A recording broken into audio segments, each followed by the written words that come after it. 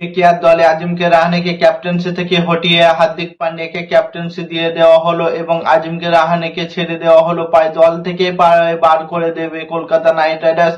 কারণ আজিমকে রাহানেকে ক্যাপ্টেন্সি করার জন্য 2 বছর সুযোগ দিয়েছিল, কিন্তু আজিমকে রাহানে ঠিকঠাক ভাবে না তার পারফরমেন্স দিয়ে করেছে, না ক্যাপ্টেন্সি করেছে, না কোনো কিছু করতে পেরেছে আজিমকে রাহানে।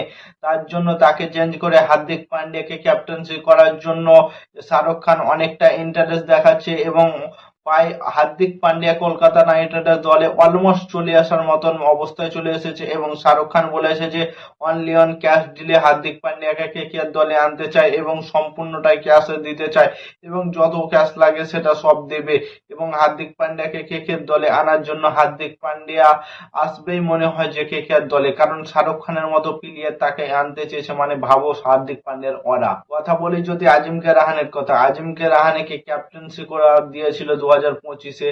2025-এ পারফরমেন্স করতে পারেনি এবং ক্যাপ্টেন্সি ঠিকঠাক ভাবে করতে পারেনি, ভেবেছিল যে তার সিজনটা খারাপ গেছে, তার জন্য 2026-এ আবার আজিমকে রাহানেকে সুযোগ দিয়েছিল কলকাতা নাইট রাইডার্স এবং ব্যাক করে তাকে ক্যাপ্টেন্সি উপহার দিয়েছিল আজিমকে রাহানেকে, কিন্তু সে এই বছরও ক্যাপ্টেন্সি করতে পারেনি।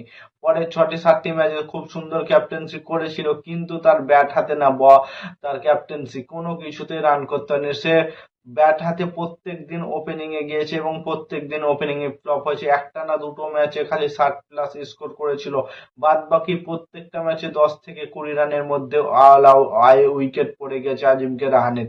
সেখান থেকে আজিমকে রাহানেকে আমার মনে হয় না যে আর কলকাতা নাইট রাইডার্স দলে থাকা দরকার। ক্যাপ্টেন্সি তো দূরের কথা, কলকাতা নাইট রাইডার্স দলে রাখা উচিত না আজিমকে রাহানেকে, কারণ সে একটা স্লট খেয়ে বসে থাকছে, প্লেইং 11-এর মধ্যে একটা স্লট খেয়ে বসছে আজিমকে রাহানে। তো আজিমকে রাহানেকে ছেড়ে হার্দিক পান্ডিয়াকে ক্যাপ্টেন্সি করার যে উদ্যোগটা নিয়েছে সেটা মনে হয় বেস্ট হবে কলকাতার জন্য। এবং হার্দিক পান্ডিয়া যদি ক্যাপ্টেন্সি করতে আসে তো তোমরা ভাবো হার্দিক পান্ডিয়া কেমন বড় মাপের প্লেয়ার। সে একজন অলরাউন্ডার প্লেয়ার এবং সে ফিনিশার টাচটা কত সুন্দর দিতে পারবে, মিডিল অর্ডারে খেলতে পারবে এবং ফাস্ট বল করতে পারবে। সেখান থেকে আজিমকে রাহানে শুধু ওপেনিংটা এসে খেয়ে নিচ্ছিল এবং ওপেনিং এ ফিনালিনের সাথে অন্য প্লেয়ারকে ওপেনিং এ দেওয়া দরকার। তেজস্বী সিং দায়ে আছে অথবা টিম সাইফাটকেও দিতে পারে, যদি দুটো ওপেনার খেলায় বিদেশি তাও ঠিক আছে।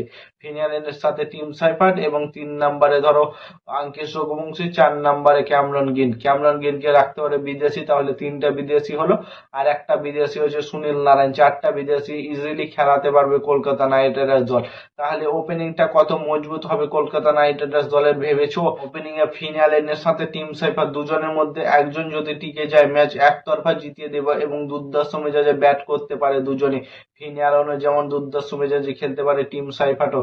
এবং 3 নম্বরে অ্যাঙ্কারের রোলটা করবে আঙ্কিত রঘুবংশী, 4 নম্বরে ক্যামরন গিল, 5 নম্বরে মানিশ পান্ডে, 6 নম্বরে রিঙ্কু সিং, 7 নম্বরে হার্দিক পান্ডিয়া, 8 নম্বরে অনুকূল রয়, 9 নম্বরে সুনীল নারায়ণ, 10 নম্বরে হর্ষিত রানা এবং 11 নম্বরে আসবে বরুণ চক্রবর্তী এবং ইম্প্যাক্ট প্লেয়ার হিসেবে আসবে কার্তিক তোগি এবং সৌরভ দুবে। এইরকম প্লেয়ার আসবে, মানে ভাবো কলকাতার ব্যাটিং এবং বোলিং লাইনার প্রপার মতন 10 জন মতন ব্যাটিং থাকবে কলকাতার কাছে।